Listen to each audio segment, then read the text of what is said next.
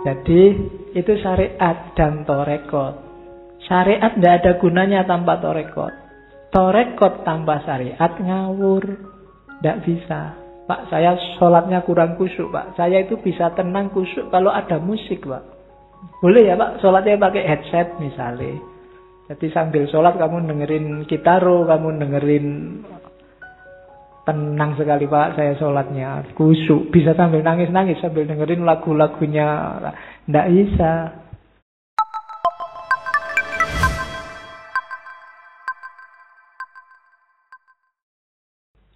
Selanjutnya, Syekh Muhammad Arsyad ngajari kita jangan dibingungkan. Loh, kalau sudah sufi apa ya harus sholat, Pak? Kan banyak yang gitu. Kita makomnya sufi, sholat tidak penting lagi. Tidak. Ada dialektika, syariat, torekot, hakikat. Islam yang kafah itu tiga-tiganya. Tidak boleh ada yang hilang. Syariat itu ketetapan Allah, jalan yang dikasih oleh Allah ke kita untuk kita tempuh. Ya jalan fisik nanti namanya fikih, jalan batin namanya tasawuf. Jadi syariat itu syarak. Jadi petunjuk agama Islam itu kan syariat din yang dikasih Allah ke kita. Ini petunjuk. Syariat ini nggak ada gunanya kalau tidak kita jalankan. Cuma menjalankannya ya jangan ngawur. Harus jelas orientasi, maksud, tujuannya, arahnya, levelnya. Ketika kita menjalankan namanya torekot. Torekot itu kan jalan. Ajaran tadi tidak ada gunanya kalau kita tidak masuk ke ranah torekot. Torekot berarti apa? Perjalanan. Tujuannya apa? Semakin dekat dengan Allah. Ya nanti ada sih yang ngarang jalan sendiri, Pak. Yang penting kan dekat sama Allah tuh, Pak. Tak ngarang sendiri aja, tidak bisa. Ya mungkin bisa ketemu Allah, tapi kalau Allah nggak berkenan gimana? Wong Allah sudah ngasih tahu. Kayak kita bikin rumah, terus bikin pintu. Yang mau ketemu saya lewat pintu itu ya. Meskipun di sana ada jendela-jendela. Kalau kamu nekat lewat jendela, nggak lewat pintu, itu yang punya rumah bisa tersinggung. Meskipun kalau lewat pintu, kamu bisa ketemu yang punya rumah. Itu syariat. Jadi jalan yang diberikan oleh Allah. Kalau mau dekat padaku, kalau mau ketemu aku, lewat jalan ini loh. Yang wajib-wajib ini, yang sunnah-sunnah ini. Jangan ngarang sendiri. Ada sih bagian-bagian yang bisa kita ijtihati sendiri, cuma jangan lupa pintu besarnya. Begitu keliru, ya mungkin ketemu Allah, tapi nanti kalau Allah manggil satpamnya, kamu bisa dipentungi. Ya satpamnya malaikat. Jadi itu syariat dan torekot. Syariat tidak ada gunanya tanpa torekot. Torekot tanpa syariat ngawur. Tidak bisa. Pak, saya sholatnya kurang khusyuk, Pak. Saya itu bisa tenang khusyuk kalau ada musik, Pak. Jadi boleh ya, Pak, sholatnya pakai headset misalnya. Jadi sambil sholat kamu dengerin gitaro, kamu dengerin, tenang sekali, Pak, saya sholatnya khusyuk. Bisa sambil nangis-nangis, sambil dengerin lagu-lagunya. Tidak bisa. Ya mungkin pikiranmu nyampe ke Allah. Tapi Allah tidak berkenan. Allah sudah ngasih rumus. Kalau ingin dengerin lagu, ingin batinmu tenang, jangan dalam wilayah sholat. Ketika sholat, Allah ingin ngobrol padamu secara privat, tidak terganggu apapun yang lain. Dengan etika yang sudah dirumuskan itu. Itu torekot sama syariat. Kalau kita sudah paham syariat dan menjalankan torekot, kita akan ketemu hakikat. Hakikat itu kebenaran. Kita jalan menuju Allah dan sampai tujuannya ketemu Allah beneran. Dengan berbagai wujud, level dan modenya, disitulah kita akan ngerti hakikat. Hakikat itu ketika kita manduk-manduk, oh ini toh maksudnya. Ini tuh rahasianya. Kayak gini tuh kebenarannya. Itu namanya hakikat. Dari kata-kata hak. ternyata hidup ini tidak penting. Oh, ini toh indahnya akrab sama Allah itu hakikat. Hakikat tidak bisa cuma dipikir. Hakikat tidak bisa cuma dari aktivitas. Harus masuk ke dalam. Ngerti rahasia-rahasia. Ngerti pengetahuan-pengetahuan yang hanya bisa diperoleh lewat torekot tadi. Makanya, ya pengetahuan bahasa Arabnya makrifat. Dari situlah orang terbuka bahasa Budanya pencerahan. Bahasa baratnya renaisan. Menemukan kebenaran. Cuma kalau renaisannya barat kan 50%. Dia baru menemukan kebenaran rasional. Sementara dalam diri manusia banyak kebenaran-kebenaran yang lain yang mengejarnya nggak cuma lewat rasio. Jadi pedomani syariat, jalankan dalam torekot, kita akan menemukan hakikat. Ya nanti kalau menurut Syekh Arsyad, hakikat itu ada yang levelnya ilmul yakin, ada yang levelnya ainul yakin, ada yang levelnya hakul yakin. Ilmul yakin itu pakai akal. Kalau ainul yakin tidak cuma akal, sudah ilmu, sudah mendalam. Kalau hakul yakin tidak lagi ilmu, tapi penghayatan, pengalaman ketika sudah dijalankan. Jadi itulah kebenaran. Kebenaran kita ada yang levelnya akal, ada yang mendalam sehingga levelnya ilmu, ada yang sudah mendarah daging, levelnya ma'rifat. Karena kita alami sendiri, kita dalami sendiri. Jadi ilmu yakin, ainul yakin, sama hakul yakin. Contohnya, kamu lihat temenmu punya pacar, kuliahnya keteteran. Pacaran itu berarti ganggu kuliah. Ini ilmu yakin. Terus kamu teliti beneran. Kamu wawancara, kamu cari referensi, kamu penelitian lapangan observasi. Sampai menyimpulkan benar ternyata pacaran itu ganggu kuliah. Ini ilmu yakin. Tapi kamu masih belum puas. Ndak lego aku sebelum ngerti sendiri. Terus kamu pacaran beneran. Kamu sendiri yang pacaran sekarang. Sekarang ngerasa ke dahsyatnya pacaran. Terus, iya ternyata memang ganggu kuliah pacaran. Ini levelnya sudah hakul yakin. Kamu ngalami sendiri. Orang barat lihat kita sholat, itu ilmu yakin. Orientalis yang belajar sholat kita, itu ainul yakin. Kita sendiri yang sholat dan merasakan seperti apa sholat, inilah hakul yakin. Sepinter apapun orientalis, Islamolog, dia tidak akan bisa masuk ke wilayah hakul yakin. Sebelum dia masuk Islam sendiri serius, bukan hanya coba-coba. Kalau hanya coba-coba ya tidak akan ketemu rasanya. Nyoba kuliah tidak ada rasanya. Nyoba pacaran tidak ada rasanya. Nyoba kawin tidak tahu rasanya ada apa enggak. Tapi jangan dicoba loh. Oke. Jadi syariat, torekot, hakikat. 3 hal inilah yang nanti bikin Islam kita kafah, sempurna, utuh. Ada orang yang syariat saja, ilmunya dalam, tapi nggak ada yang dijalankan satupun. Ngerti sih kalau tahajud itu bagus, ngerti sih kalau baca Quran itu bagus, ngerti sih kalau sholat duha itu bagus, ngerti sih kalau zikir itu bagus. Begitu ditanya mana yang sudah dilakukan, insya Allah Pak. Berarti belum. Kamu masih di level syariat, belum torekot. Ada yang sudah torekot tapi nggak nyampe hakikat. Kenapa? Salah orientasi. Dijualankan salah fokus. Fokusnya pada syariatnya, melupakan hakikat. Fokusnya pada sudah cocok apa belum. Dan tidak bergerak. Kalau sudah cocok terus mau ngapain? Kehilangan Allahnya. Dia sholat sibuk dengan fikihnya. Sehingga khusyuknya hilang.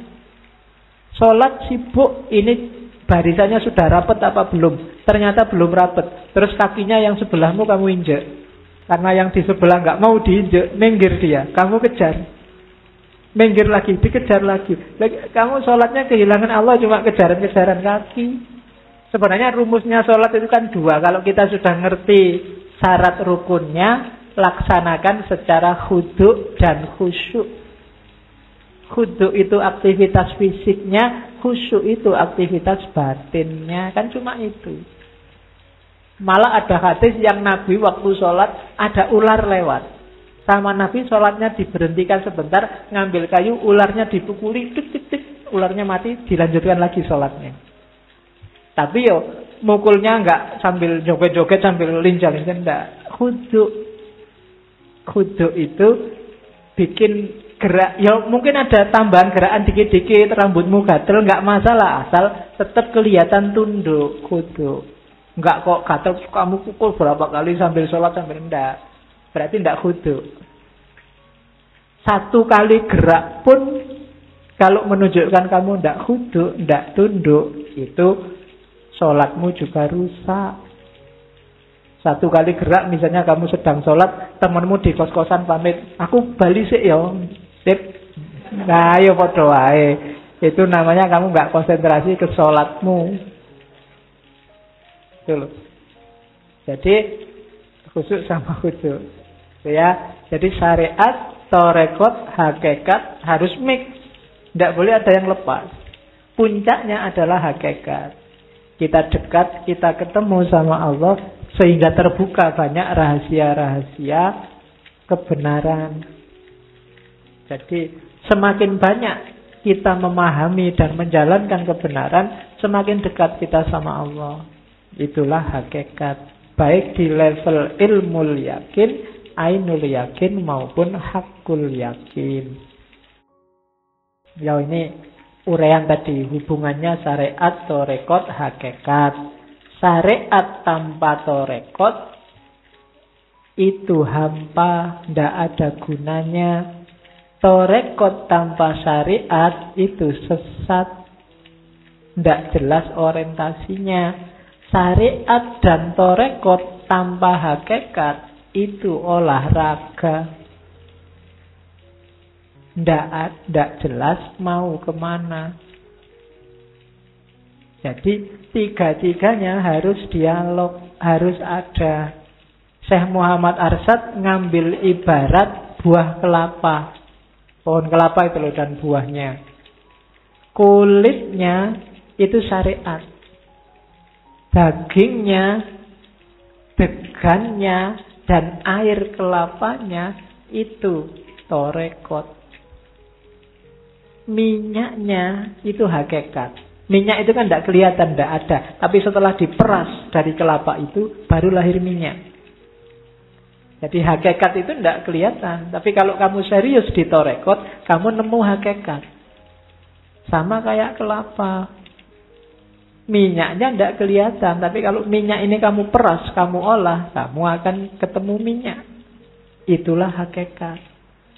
Kalau kamu biarkan aja, tanpa kamu peras, ya kamu menjalankan syariat sih, cuma asal-asalan, sehingga tidak ketemu intinya, ya seperti kelapa yang tidak menemukan minyaknya. Nah itu ibarat dari Syekh Muhammad Arsyad. Hubungan antara syariat, torekot, dan hakikat. Nah, untuk menuju hakikat tadi, syariat dan torekot kita sempurnakan, katanya Syekh Muhammad Arsyad, lewat 3 jalur. Yang pertama musyahadah, yang kedua muraqabah, dan yang ketiga muhadharah. Musyahadah itu kayak tadi ya, apapun yang terjadi, apapun yang kita lihat, di sana Allah ada. Itu namanya musyahadah. Sambil menjalankan syariat, batin kita sibuk selalu dengan Allah. Itu namanya musyahadah. Musyahadah dari kita. Yang kedua muraqabah. Muraqabah itu satu akar kata kayak raqib, malaikat raqib yang ngawasi. Muraqabah itu ihsan. Kita merasa selalu dilihat Allah. Antak budallaha ka'annaka tarahu wa in lam takun tarahu fa innahu yaraka. Jadi di mana-mana kita melihat Allah musyahadah dan kita juga merasa selalu diawasi oleh Allah. Namanya muraqabah. Dan terakhir muhadoro. Muhadoro itu hati kita selalu mengingat Allah. Allah selalu hadir. Kita selalu merasa ada di hadirat Allah. Dengan 3 kelengkapan ini, syariat dan tarekat akan menemukan hakikat. Kalau syariat dan tarekat kita masih berjarak dengan Allah, berjarak itu misalnya tujuannya bukan lagi Allah, targetnya bukan lagi Allah, ya hanya itu yang kita dapatkan. Targetmu mungkin pahala, targetmu mungkin surga, targetmu mungkin rezeki lebih banyak, hanya itu yang kita dapat. Bukan berarti tidak bisa, cuma berhenti di situ, eman-eman. Kalau kita nyampe ke Allah, segalanya bisa kita dapatkan. Maka kita sempurnakan syariat dan tarekat dengan musyahadah, muraqabah, dan muhadoro. Di mana-mana hanya kita lihat Allah, kita yakin bahwa Allah selalu mengawasi kita karena kita juga selalu hadir di hadirat Allah dan Allah juga selalu ada dalam hati kita. Jadi hidup serba Allah. Jadi yang zikir nggak cuma mulutnya tapi juga batinnya dan perbuatannya. Lewat musyahadah, muraqabah, muhadoro. Melakukan apapun, pertanyaanmu adalah kalau kayak gini Allah suka enggak? Allah ridho enggak? Saya mau ngaji atau enggak usah ngaji, nongkrong aja. Kira-kira Allah lebih ridho mana? Pertanyaannya begitu. Masuk kuliah atau jalan-jalan aja di mall? Kira-kira Allah lebih ridho mana? Sholat duha atau... Nah itu kan selalu pertanyaanmu begitu. Kamu akan lebih dekat sama Allah. Ada cewek cakep, ini tak lirik, opo ndak usah aja. Kira-kira Allah lebih suka yang mana? Ada. Jadi apapun yang dilakukan, coba dialoglah sama Allah. Kalau sudah nggak kuat untuk ngelirik, izin sebentar ya Allah. Wah. Oke, jadi itu namanya apa? Musyahadah, muraqabah, muhadoro. Saksikan Allah di mana-mana. Ingatlah bahwa Allah selalu mengawasi kita dan hadirkan Allah dalam setiap detik kehidupan kita. Maka tarekat kita yang tadi dasarnya syariat akan menemukan hakikat. Hakikat itu kebenaran yang sejati, yang untuk itulah kita ada di muka bumi ini. Ini ada satu bab khusus tentang zikir, baunya mix antara tarekat samaniyah sama tarekat saziliyah. Bagi yang tertarik, bisa dicoba, dipraktekkan kalau habis sholat malam. Wudhu jelas. Wudhu itu 2 aspek. Membersihkan lahir itu wudhu, membersihkan batin itu istighfar. Perbanyak istighfar biar batin kita bersih. Kemudian wudhulah untuk menghilangkan hadas lahirnya. Kalau punya baju putih, pakailah baju yang warnanya putih. Kalau enggak, ya enggak apa-apa. Ya, enggak harus dalam bentuk jubah atau daster ya. Biasa aja, sarung juga enggak apa-apa. Yang penting bersih, suci. Cari tempat yang sunyi. Jangan sambil nonton sepak bola. Adalah yang beberapa habis sholat tahajud terus sambil wiritan nonton sepak bola. Enggak. hatinya harus hadir. Terus ini ijazah dari Syekh Muhammad Arsyad. Sholatlah 2 rakaat, meminta pertolongan pada Allah, duduk bersila, menghadap kiblat, kedua telapak tangan di atas lutut. Zikirlah, jangan kesusu, jangan banyak-banyak, tidak tergantung kuantitas ini.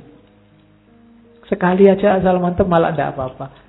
Pertama baca la ilaha. Sambil niatkan di batinmu bahwa buanglah semua yang berbau dunia. Rendahkan semua yang bukan Allah. Anggaplah semua yang muncul di kepalamu yang tidak ada hubungannya sama Allah itu hanya bayangan majazi, tidak penting. Tidak harus diperjuangkan mati-matian. Jadi la ilaha namanya zikir nafi. Buang semua yang bukan Allah. Nanti di pikiranmu muncul macam-macam itu.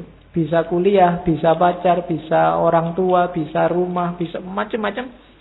Biarkan datang tapi terus pilah satu-satu, ini tidak penting, ini tidak penting, ini tidak penting. Apapun yang muncul di kepalamu tidak penting kan. Setelah itu panjang ya. Baru isbat. Baru baca illallah. Yang penting hanya Allah. Yang penting hanya Allah. Cukup Allah saja. Terus ya kalau di Muhammad Arsyad, pejamkan matamu. Tegaskan bahwa hanya Allah saja yang penting. Bahkan diriku sendiri tidak penting. Kalau masih belum mantap, diulang lagi. La ilaha illallah. Jangan tergantung jumlah, tergantung kemantapan. Cuma beberapa ulama memang menyarankan jumlah dengan asumsi semakin banyak kamu baca, entah di bacaan keberapa, di rentang waktu keberapa, otomatis la ilaha, semua yang selain Allah akan lenyap, illallah, kecuali Allah. Kalau mampu Nabi isbat itu, lama-lama kalau sudah mantap, zikirnya jadi pendek. Jadi tinggal Allah. Karena tadi yang dunia sudah dibuang semua, illallah, kecuali Allah. Kalau sudah sukses kamu di wirid pertama, nanti tinggal Allah saja. Maka wiridnya Allah, Allah, Allah terus. Nanti di Torekot Kholwatiyah bisa sampai 5.000 kali. Sarannya, wirid Allah, Allah, Allah, Allah, Allah. Sekian ribu nanti ada yang bilang, kadang-kadang mulutmu sudah tidak mewakili lagi, detak jantungmu akan bilang sendiri. Tapi serius ya, khusyuk. Terus akan bilang Allah. Sampai nanti nyampe di level bahwa kata-kata Allah itu kan masih nama. Sudah tidak penting lagi kata-kata. Yang penting dia, Allah itu. Maka Allah tinggal kata-kata terakhir. Hu. Dia. Maka di torekot tertentu ada hu. Ya. Boleh kamu coba.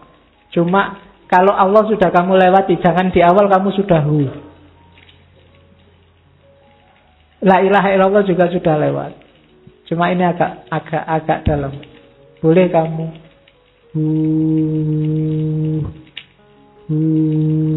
terus. Cuma pikirannya tidak boleh bercabang lagi. Kalau sudah di makom mungkin kamu akan banyak melihat bersitan-bersitan cahaya. Jangan dipedulikan. Terus baca Oke. Itu torekot Samaniyah, sebenarnya lebih dekat ke Sazilia. Nih Muhammad Arsyad. Cuma jangan di shortcut. Kalau di shortcut tidak ada rasanya, kamu tiwas capek.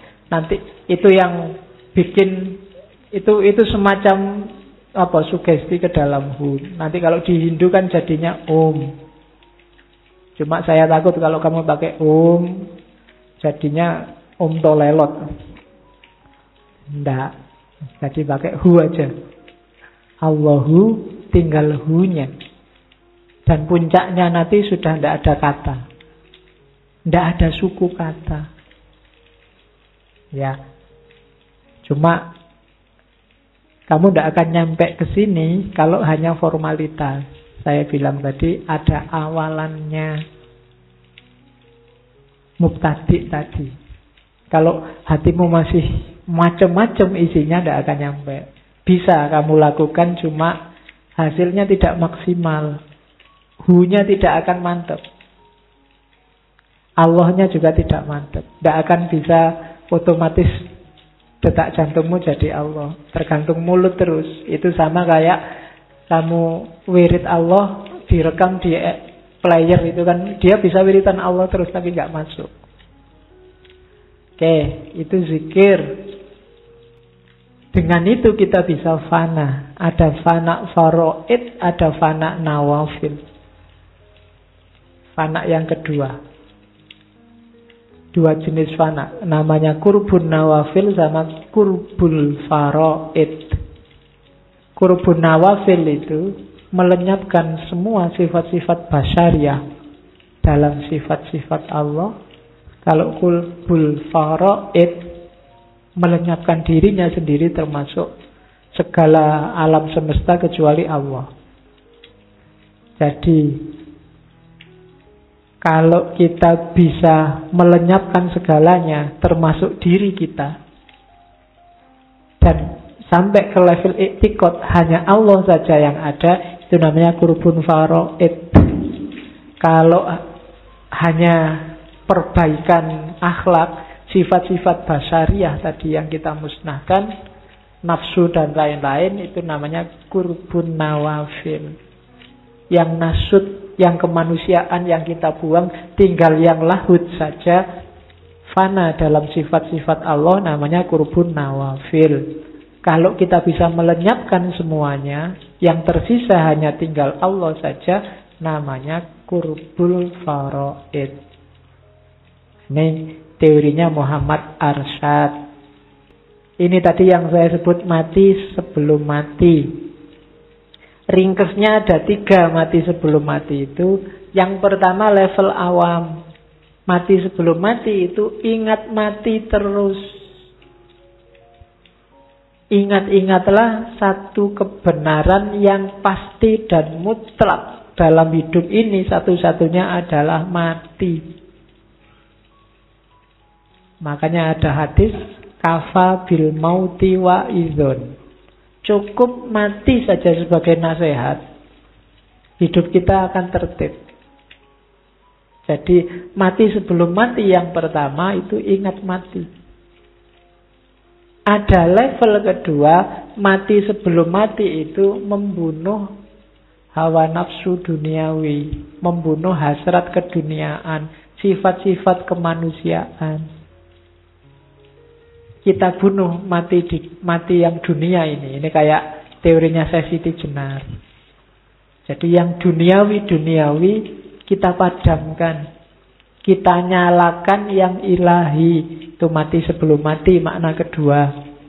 Makna yang ketiga, mati sebelum mati itu semuanya kita lenyapkan, biar tersisa Allah saja. Itu level paling tinggi. Itu yang saya bilang agak dekat sih. Ada juga bau wahdatul wujudnya. Meskipun secara umum beliau menjaga masyarakat awam dari pandangan-pandangan yang bisa membuat mereka tersesat. Orang awam ya syariat dulu, diajari cara ibadah yang benar lewat torekot, baru masuk ke hakikat. Jangan ujuk-ujuk orang awam diajari hakikat. Hakikat itu dari pengalaman langsung. Jangan diceritakan secara verbal pada orang awam. Itu yang dimaksud oleh Syekh Muhammad Arsyad sehingga memfatwakan Syekh Abdul Hamid itu sesat. Jadi dia menjaga umat, tidak menyalahkan ajarannya. Karena umat juga penting. Dan beliau memang posisinya saat itu sebagai mufti. Mufti itu kan dia bertanggung jawab terhadap umat dengan syariatnya. Jangan sampai rusak. Oke, terakhir. Ini ada quotes kata mutiara yang unik dari Syekh Muhammad Arsyad untuk kita sebenarnya. Alim dulu hanyar sugih. Ini seolah-olah kita disuruh ilmu dulu baru kekayaan. Sebenarnya ini trik. Trik apa? Ilmu saja. Karena ilmu itu tidak ada batasnya. Bukan carilah ilmu baru cari harta. Carilah ilmu sampai tidak ada batasnya. Urusan sugih teko dhewe. Datang sendiri dia. Jadi menjadi alim dulu baru menjadi kaya. Bukan berarti carilah ilmu dan carilah harta. Tidak. Carilah ilmu. Urusan harta itu implikasinya ilmu. Jangan khawatir. Allah sendiri kan sudah janji. Yarfa'illahul ladzina amanu minkum walladzina utul ilma darajat. Orang yang berilmu itu derajatnya pasti tinggi. Tidak mungkin lah orang derajatnya tinggi kok terus miskin papa, tidak punya apa-apa. Allah pasti lebih. Atau seandainya kita tidak punya apa-apa, mental kita telah siap untuk tidak punya apa-apa. Pasti janjinya Allah terpenuhi. Cuma kita aja yang yakinnya tidak 100%. Itu yang bikin yang kuliah di fakultas tidak menjanjikan. Hari ini kamu gelisah. Sesuk kerja apa? Itu sebenarnya pelecehan. Penistaan. Bahasanya orang hari ini. Memangnya Allah sudah jelas bilang kalau kamu pinter, ilmumu banyak, derajatmu tinggi. Itu janjinya Allah loh. Masa kamu tidak percaya sama Allah? Atau kayak minggu lalu, ya Allah sesuai anggapanmu. Kalau kamu anggap Allah, ya tidak mungkin Pak kalau kuliah ini ya lahannya sedikit. Ya itu yang akan terjadi. Kepercayaanmu 50%, ya Allah datangnya 50%.